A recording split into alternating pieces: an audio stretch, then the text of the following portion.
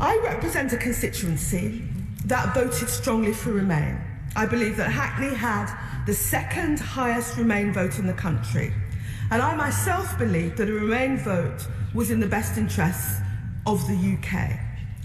But, as we've heard earlier today in this House, the upsurge of racist abuse and hate crime triggered by the Brexit vote has been horrifying.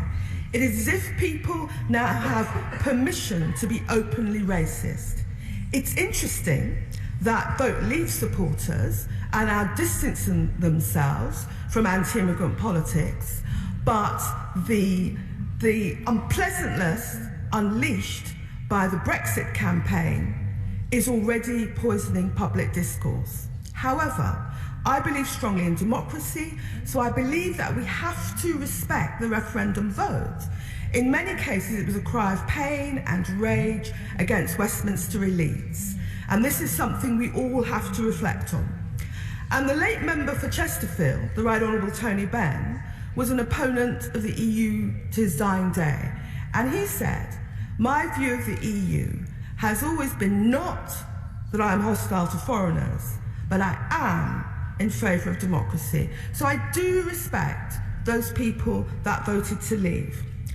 And my experience of the EU campaign is that people wanted information, were trying to compare competing claims, were doing their best to exercise a responsible vote. The turnout was a high one. So nobody wants to think that the Vote Leave campaign peddled deliberately bogus slogans. So I speak, not just on behalf of members on this side of the House, but on behalf of the British voting public as a whole.